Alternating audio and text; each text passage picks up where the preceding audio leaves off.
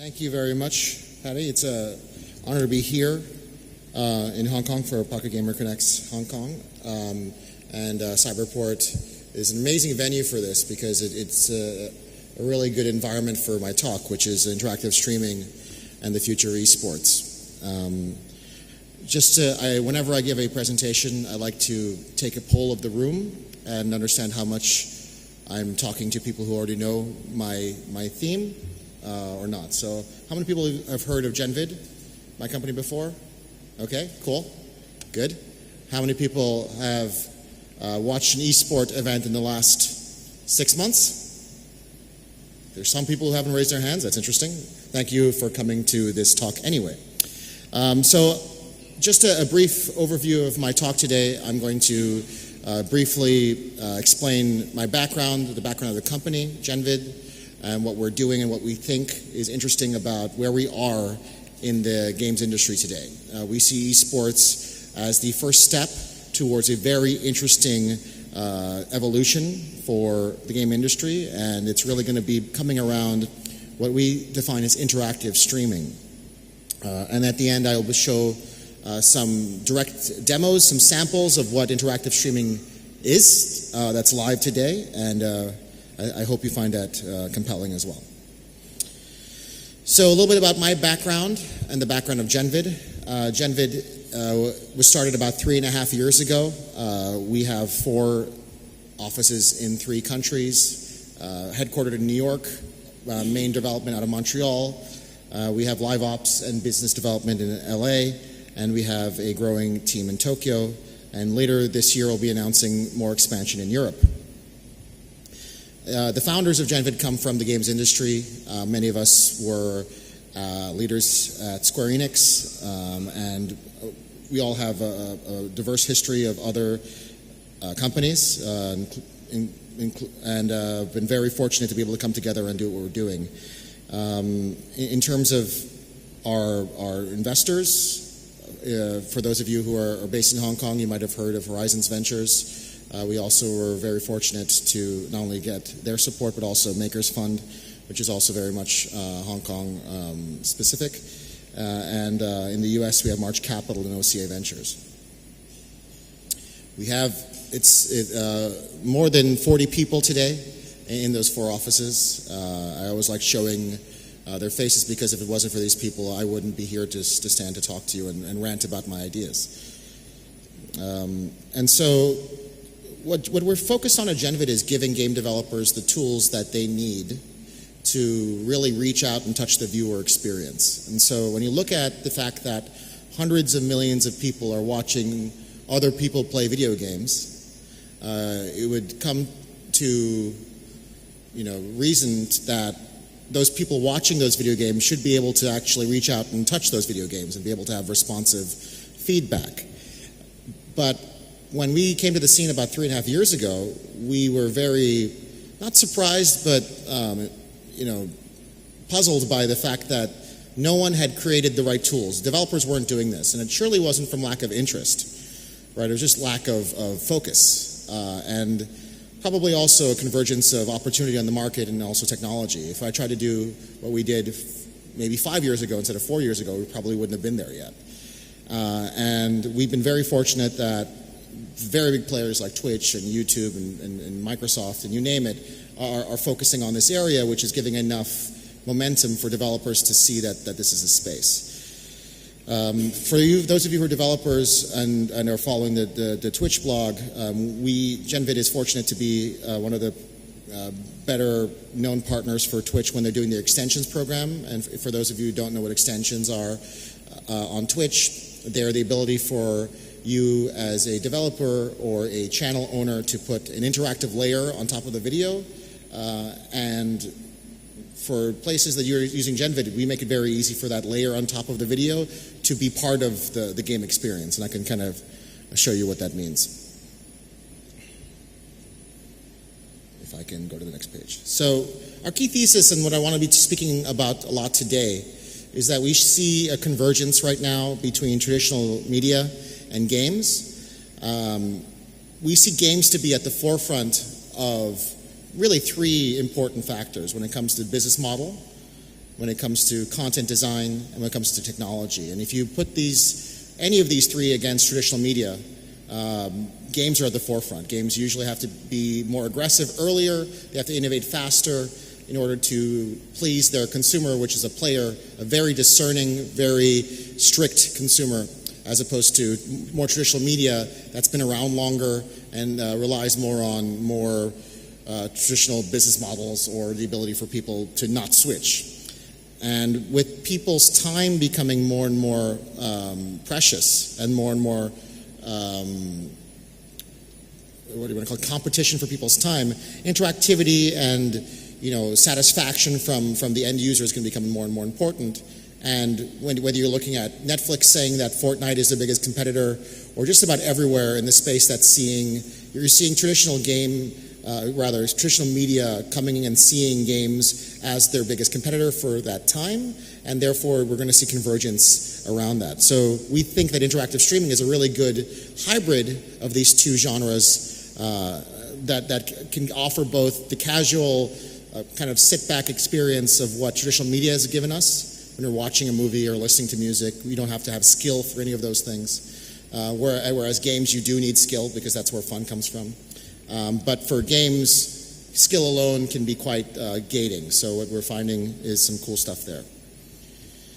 So before I go into my finding the gap between interactive entertainment, I always like to, for those of you who've not seen what we're working on, to show a little bit of demonstration, because it wakes everyone up and you can kind of see what's going on. So this is one of our oldest and more funnest demos. What you're watching right now is a live stream of Unreal Tournament. We did this in coordination with Epic before a game that's very popular today came to market, back when there was a lot of focus on the new announcement of Unreal Tournament. We're watching a live stream of this on YouTube right now. I'll actually show you that it's YouTube Live. You can see on the bottom, YouTube Live. And what I'm going to do is I'm going to do things that you've really never done with a YouTube stream before. So for example, I'm going to go ahead and click on Lauren. You might not be able to see it clearly. Let me zoom in a little bit. When I click on and off Lauren, I get a unique information kind of call out for all his information, what gun he has, how much health he has, what his shields are, and I can turn that on and off for each one live. Okay? So I see, for example, Callie, and I'm going to zoom out a little bit so I can show you that I've got menus on the side with all of the player names, and what you're seeing right now is camera is changing very rapidly, right? And this is a little bit disconcerting, it's a little bit jarring, because today esports is a bit jarring for the viewer. The viewer is not in any way in control, right? When we're watching a game or playing a game in Engine, we have full control over what's going on. We can change the camera angle, we can choose what player we're following. But when we're watching it on Twitch or YouTube, we're stuck. We're stuck with whatever the broadcaster wants to show us. And that's because there's no real way for the viewer to be able to contribute in a value-adding way, for the broadcaster to be able to take that as feedback and kind of do something cool with it, right? So let's actually fix that. So right now we're watching Necroth. I'm going to go ahead and cheer for Necroth. When I cheer for Necroth, you might have seen right above him, there's a little flame, right? What that's doing, it's signifying the fact that I've actually sent a cheer into the broadcast. Necroth has heard that I've cheered for him. More importantly, we have a very simple broadcast popularity index, and so now we're going to start following the popular player, which in this case is Necroth. So as long as Necroth is being cheered for, you can see that the camera's going to follow him no matter how many times he dies. And so what you're seeing here is, for the first time, individual viewer input is affecting live broadcast. Right? It's not affecting Necroth's play. Necroth is still playing. He knows that people are cheering for him, but that is what it is. And what about going back to the fact that, well, maybe I don't want to watch Necroth, right? Maybe he's the most popular and the main broadcast is going to be following the most popular, but I want to see what other players are doing. Well, what we don't necessarily want to do is replicate the entire player in-engine experience, right? Each viewer having their own camera is too complicated for esports, because it's just too much happening.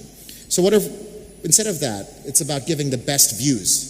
So this is the exact same match from a different perspective. I can actually go ahead and click on any of the players and follow them around. I can cheer for them as you would. But I can also do things, and this is where we go from the esports of today to craziness of tomorrow. I can press skull buttons. And the skull buttons do kind of what you think a skull button would do. It's now killing players. So I'll go back to the player view, and I'll start, so we're following Callie. I'm going to press the skull button, and now Callie, if I press it correctly, will die. And so you can see the countdown there. So I can do this for all the players. Now you might be thinking, why would you ever want to kill a player, or why as you as a developer would ever allow a viewer to do something as crazy as kill a player? And the answer is, have you been able to do it before? No. Now you have the choice to do it. And it's not about necessarily killing the player, it's about now the viewer is an agent in the outcome. And when you think about what traditional sports and traditional spectacle is, why do we go to the stadium? We go to the stadium because we want to be part of the action. Being part of the action is actually the illusion or the realization that we somehow dictate the outcome because we're cheering at the right time, or we've distracted the player while he's doing his free shoot, right? Games up until now haven't been able to do that. And so developers haven't had the ability to even think about this. It's just been, a dream or in many ways a nightmare. The important thing is once the developer has complete control over this, they can start thinking of game loops that take into consideration that viewers exist and viewers can be a valuable agent to the game and can do all kinds of stuff. So with this in mind, I'm going to start talking about what we think the opportunity is.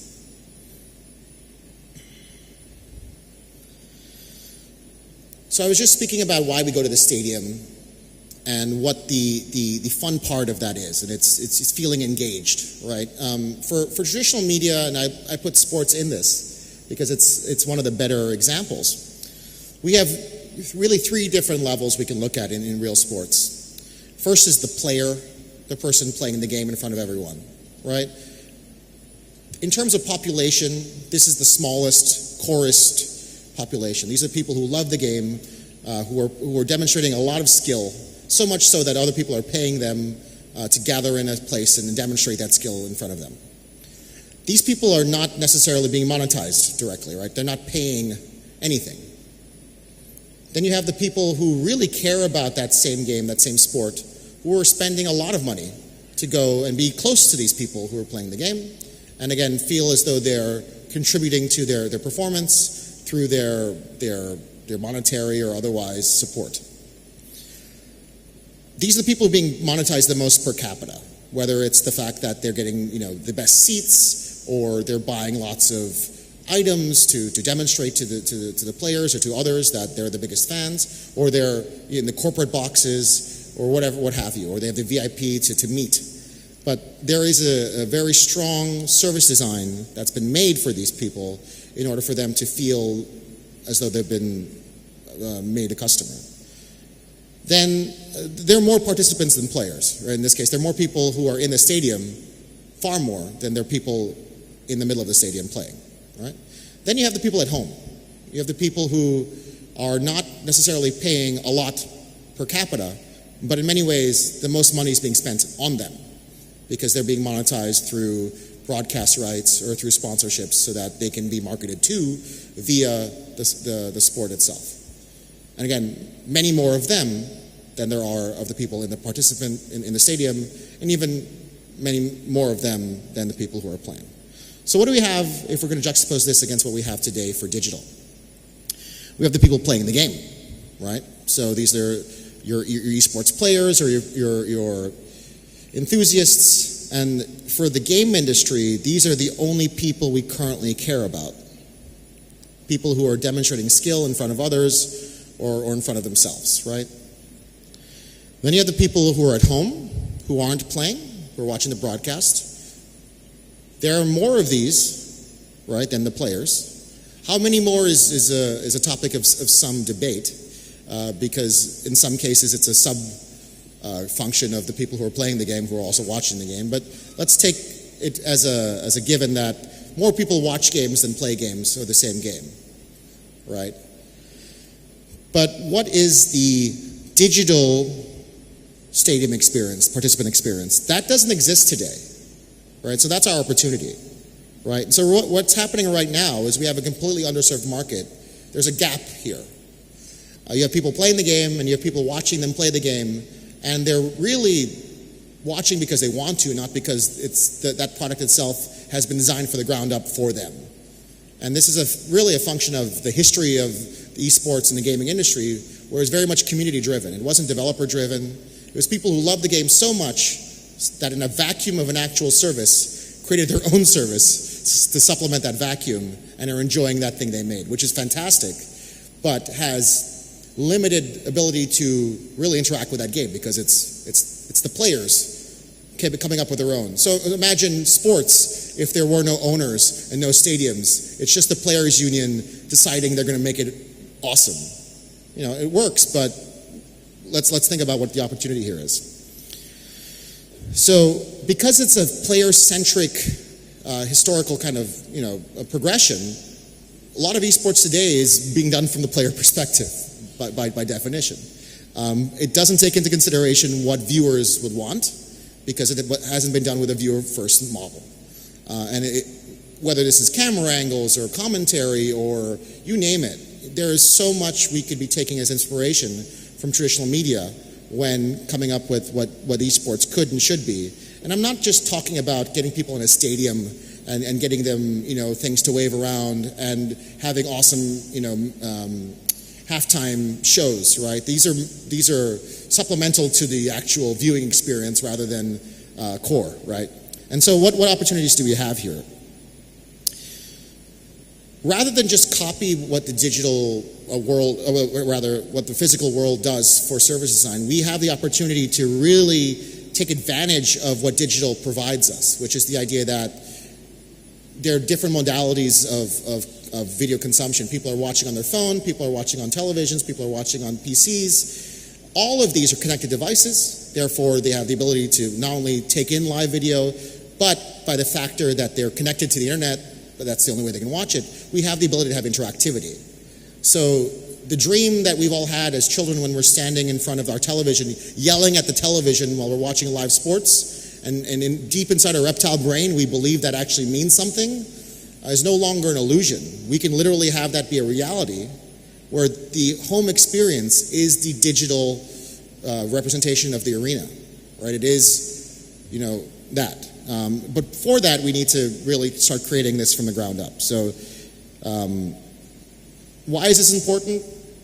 If you think of what I call multi-layer or multiplayer value creation, if the player is the core driver of creating this awesome content, the people who are watching who care enough to sit in the front row, in the physical world, on the digital world, these are the interactive viewers. That service design creates enough of gravity that you can start having broadcast rights for the non-interactive viewers, right? People who just want to watch, but now it's compelling to watch because it's been thought of from a viewer-first design. And these are also a bigger market and also an opportunity. So this is why it's important for us to start thinking about that participant middle layer, because it's only once this is done can we kind of scale. What we're trying to do right now is scale, skipping this layer. We're trying to go directly from player to viewer without thinking about that front row seat, that enthusiast that just likes it, not is playing it. And this is quite important. So now I'm going to get into some case studies. They're going to be a little bit Genvid-centric because we're the only ones crazy enough to do this right now, but it's still worthwhile.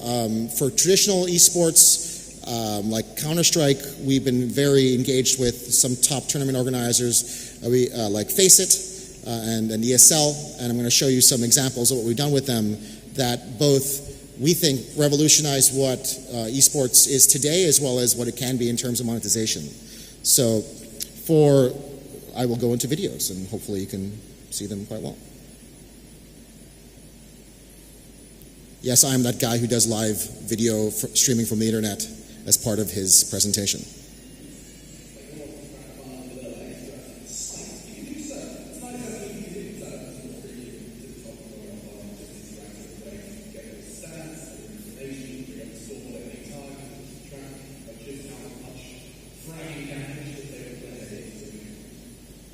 And so that is a very quick way of showing you what I'm going to show you now, which is what we've been doing for the last 6 months, working with the top Counter-Strike tournament organizers to have what we think is the best viewing experience in the world for esports today. And here it is. So we worked with a company called StatsHelix, which is one of the premier data analytics firms for esports, to create this viewing experience with partnership with Valve. And this is a live stream of Counter-Strike on Twitch. I assume you've seen Counter-Strike before. And what we did for the last 2 majors and for the ECS finals with FACEIT is they sold a subscription to a special channel that had the functionality I'm about to show you. So for example, when was the last time you came to a Twitch channel and got a tutorial about how to go through and use that channel? I would probably guess never. We had to create this, and I'm now going to use this to demonstrate the functionality of this. So you've bought the premium pass. Now let's show you how you can use it. So first thing you can do is you have complete customization potential of what you're watching. So on the upper left-hand side, you have a radar that shows where all the players are at any given time. We're used to seeing that as part of the UI, but sometimes it gets in the way of the action. So what if you wanted to actually change the size of that? Again, this is not a static image. For those of you who are near a big screen, you can see those players are moving around in real time. You see where all the players are.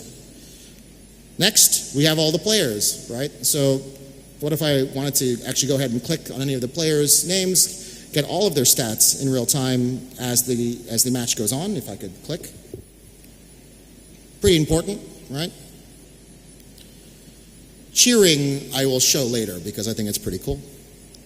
What we did for ECS, and FACEIT is very much about giving all of the camera angles for all of the players. For the first time, we were able to link dynamically. If you click on any of the player avatars, it'll bring you to their perspective. And so you can actually follow whatever player you want, all with the live shoutcast from the people in studio. Or you could always come back to the main broadcast follow. Again, this is all on Twitch. And if you wanted to change any of this functionality, you could. So I'll show you some more stuff. So the scoreboard, super important, super simple, right? When we go to the stadium, we have the chance whenever we want to look up at the scoreboard and see what's going on, right? When we're watching on ESL, in more, traditional, shall I say, broadcasts. You don't have that ability, right? You're looking at HLTV or you're waiting for them to turn it on the main broadcast. But it would just something as simple as sitting on the scoreboard is interesting. But this is digital, right? We have the opportunity to do something a little bit crazier. So what if we had the ability to look at a mini map top-down where all the players are at any given time and actually show data that viewers usually don't even get to see, like what weapon they have equipped at any given time, what elevation, what direction they're looking, right? Looking at their perspective alone wouldn't give you this information. This is more than that. So what you're seeing right now is where all the players are. You can kind of see, literally what weapon they're having. I can click on any of them. When I click on Fallen, for example, on the upper left-hand side, I see, again, the same call-out with all of his stats. I can kind of thumb through that if I want to. And let me do something that you've probably never seen before, which is cheer for a person while they're playing Counter-Strike. So I'm going to, on the left-hand side, you'll see here a cheering element. When I cheer, each time I cheer, you'll see a little kind of blip go out. I'm going to use premium cheers. And by the way, when I say premium cheers, literally you're using Twitch bits to use these premium cheers, which is their virtual currency. And so I'm going to cheer for Fallen with the premium cheers, and you're going to see really quickly that Fallen is going on fire. Right? And I can do that for all the players. Fallen's about to die. Yeah, there it goes. And so what we're now starting to see is not only the ticket to the virtual stadium, but what the difference is between the back seats and the front seats, which is proximity to the player, proximity to the action, and really, the chance to be on the broadcast yourself. These are things that have already happened. This is not a demo. What I'm showing you now has happened for the last 2 Counter-Strike majors, and you should be seeing this more and more in the future. So again, what have we done from a business model perspective? We've created a way for people to purchase premium experiences on the platforms that they're already at, which is the live streaming platforms. They don't have to be in engine to do these things. And now we also have within that more, oh, by the way, I didn't say the most important thing. The output of those cheers aren't just being shown on my screen. This is not just a local thing, right? That is being shown to all viewers. Also, it's being fed back into the broadcast booth, and they have a live ticker of when each player is or isn't popular. And they can cross-reference that with what's happening in the match live. And they can do dynamic shoutcasting based on what the viewers care about. And again, think about this when you're watching a football match and the announcers are talking about the crowd getting into the emotion, right? And that really makes a big difference when you're watching at home. And that's Counter-Strike. I will figure out a way to...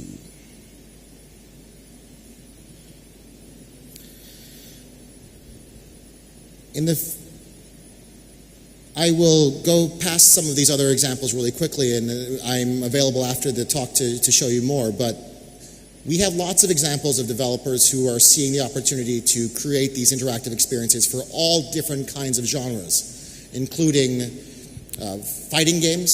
So there's Omen of Sorrow, which has recently been, it was originally a PS4 launch exclusive and then went to the Epic Store for the PC exclusive. This is a really amazing South American fighting game that integrated Genvid so that viewers could be able to, when they're watching live, see the live input from the players, see the hitboxes of where the players are at any given time, toggling them on and off, and do something as simple as understanding who's winning, like literally turning on and off real-time win-loss probability. Things that we take for granted in things like poker when we're watching, right? Who is winning? If you've never watched a fighting game before, just looking at the health doesn't tell you who's winning, right? Because it could be super meter, it could be tiering of the characters. There's so much context that is lost if you're a new viewer. A1 did some really cool things with Omen. So what are possible? Now I'm going to go into a little bit of framework, hopefully give you some information that's useful for you. So I've already showed you some examples of what interactive streaming can do for esports. Having personalized data about all of the players for each viewer, being able, if you're a new viewer, to understand exactly what's going on and give readouts that you would never give to players. Or if you wanted to take it to its next logical conclusion, making the viewer a live kind of contributor to what's going on. These are various strata. We also need to think about what the consumer viewer experience is for each kind of game genre. Right? This is very important because it's not one-to-one. You don't just take you shouldn't just copy, for example, if it's a fighting game, really good example.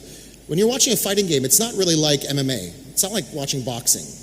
It's a very different kind of experience. It's fast-paced, it's tactics-focused. It's not really about the training up until, you're not demonstrating physical skill, you're showing dexterity and really fast-paced input. So it's very akin to something like badminton, which we're very familiar with here in Asia, right? And so what are you doing when you're creating a broadcast for badminton, right? You're focusing very strongly on replays, slow motion, different, focusing on what's happening because it's very fast-paced. If you're doing the same thing with MMA, you would have wide shots, zoom in. It wouldn't really be about slow motion, maybe after a knockout, right? But it's not nearly the same thing. Also rounds, very quick rounds, as opposed to with badminton as you do with fighting games. It can end very quickly, right? MOBAs are team-based, right? They're medium-paced, so we can take basketball or football, any of these team, seeing situationally what's happening at any given time on the court. Very important. CCG card collecting games or strategy games are a little bit more slow paced, very much stats focused and item focused. So and this is a bit lazy, but we can copy from poker here, right? Stats are super important. Understanding what the next card is, asymmetry of information from what the player sees is quite important. And an MMO, if you're talking about the broadcast experience for MMO, is pretty much golf. It sounds ludicrous, but think about it. It's quite slow paced. It's narrative. It's a person against himself. It's a person against the world, and it's lots of what happened last year. What happened, with this clan 6 months ago, this is what all the time is being spent on when showing golf. And I'm going to conclude before going to Q&A. I have a little bit of time to go through 3 kind of strata when you're thinking about what the interactive experience should be for your game or for whether it's an esports title or not, and kind of give you some hints as to how it can be both implemented and monetized. So the first level and the most important level is informational, which is the ability for a viewer to understand what is going on. Right now, most esports, a lot of time is being spent in this, but it's kind of hard to give everyone the right information, right? So if you take for granted the fact that most people who are watching today are very familiar with the game that they're watching, either they're a current player or an ex-player in the not too distant past, the information that they need is very different than a casual viewer who likes that genre but maybe hasn't played that game for a while. So if you're going to pick between those two, you're always going to pick the more core demographic because you don't want to lose your core viewership. Interactive streaming doesn't require you to make that trade-off. So what does that mean from a UI UX perspective? It's literally something as easy as being able to toggle on and off this information, but also be able to present this in a way that is unique for both the seasoned viewer as well as the new kind of casual interested party. So why would you want to do it and how could you monetize it? Well, there are a couple of options you have here. Because it is the most important, it's the base of which all of the other levels are, you could provide it for free, right? You could just use it as a starter for funnel to get people watching and keep them watching.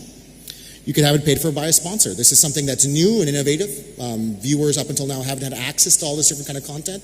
So sponsors wanting to get into this space in a more controlled but also authentic way want to be attributed with this new kind of feature. Or you could, do the old-fashioned thing, put it behind a paywall, right? The only people who get the best experience are the people who have demonstrated that they're willing to pay for it. Which of this is the most successful is really game-specific and how implemented, but all of these are possible. In terms of how much work is required to do this, it's the least amount of work of any of the other levels I'll show you, because all of the data, the data that real sports and media and music are spending billions of dollars to capture is all trapped within the game. Games are the only media where everything you need to do informational is actually already in the game. You just need to expose it. This is actually the complete opposite of everyone else in the world, and a really cool opportunity. But you do need to identify what that data is and think about what your key demographics are and be able to make unique experiences for them. Second tier, a little bit more difficult but potentially more rewarding, is customizable. And this is the idea that you have different demographies, whether it's language, whether it's team focus, whether it's, again, interest or familiarity with the game, and giving each of those demographics their own unique experience. So let's go back to the stadium example. So if you're a big baseball player, and I know I'm in the wrong part of the world to be speaking about baseball, but I'm from New York, so you'll have to bear with me. There's the home and away side of the stadium, right? They don't put these people in two different stadiums, right? They're in the same stadium, sharing the same space, and they're going crazy with each other. If we want to have the best esports experience, we need to keep people in the same digital space, but give them their own home and away sections so they're together, right? We benefit the entire industry much more if we can grow audiences as opposed to segmenting them off. So what does that mean? What's an example of that? This could be something super simple, like literally different camera angles, right? So different seats within that digital arena, or different languages and overlay. Super simple, right? Like if I'm in Hong Kong, I should really be able to see my stuff in Cantonese if I want, right? In many places, I have, when I'm watching television, I have the option to turn on and off different languages of the audio shoutcasting. There's no reason we should have to change the channel or go to a different arena to get that appropriate thing for us, right? Monetization, quite similar, but you probably wouldn't want to give this away for free. This is something that's a little bit more difficult to do, therefore you have a higher opportunity to monetize here. But how much work is required is a little bit more work than information, because this is information that isn't just in the game, right? This is information that's much more audience generated. So who are those segments, and how do we create content for them? And last, and this is the I think the holy grail, but also the most difficult, is influential, right? And within influential, we have two different levels. There's passive passive input, which is cheering. Very simple, just think cheering. When I cheer, I'm putting in some input, but I'm not affecting necessarily the output from the player. And then there's active input, which is literally going in and throwing in an item or bomb or whatever it is, right? I've shown you examples of what this could be. Again, interactive controls is cheering and buying in-game items. This is the highest burden in terms of game design, because you're literally changing how the game reacts to viewers being there. How rewarding this is very much game dependent, but if it's done right, you can imagine titles where the economy is completely put on its head, where you only have 10 players in the world, and everyone who's inputting in a real way are the people watching, and those are the people being monetized, right? And if it's done right, I will say it now, I believe in the next 5 years you're going to see a major title where the viewers are the main monetization driver, and the players, you have forced scarcity, where only the best players in the world can even play the game, right? And so you have these kind of titles. And so what this is doing is creating, from an underserved market, an opportunity for a fully interactive cycle between the player and the viewer, where the viewer is actively engaged. And the only people who can actually make this possible are the game developers, who up until now haven't seen the viewer as their core constituent. I have lots of examples of game developers who've created these crazy viewer influential games. I'm running out of time, so you're going to have to come and speak to me afterwards so I can show you examples of it. But really cool stuff happening, and we're seeing really cool data. But the next step is, and this is what I want to end on today, is I've been speaking mostly about competition and esports, but when you think of where the lines get blurry, so for example, pro wrestling, or these other kind of interactive spectacle that's demonstrating some kind of competition, we can start seeing examples of where the audience plays a primary role in the enjoyment of the thing, but it isn't necessarily about the skill of the player of the game, right? And I'm going to show you some examples of what some developers have done with interactive streaming here. It's about a minute and a half, and then I'll conclude and take questions. Really briefly take questions. If I can press the button. Present. Press the button.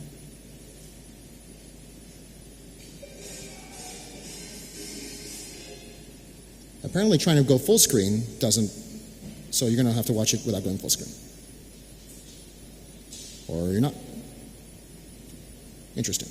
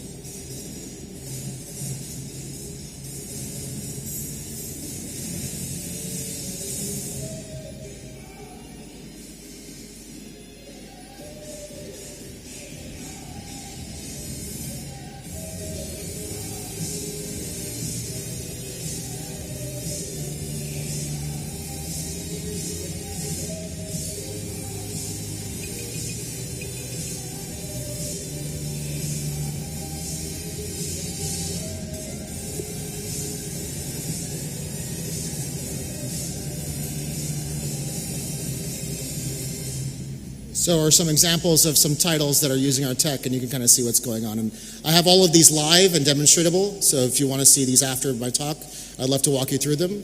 I'm at the end of my time. I think I don't even have time for Q&A, but I think I've answered many of the questions, hopefully, but if I haven't, I'm available afterwards to take any of your questions. Thank you very much.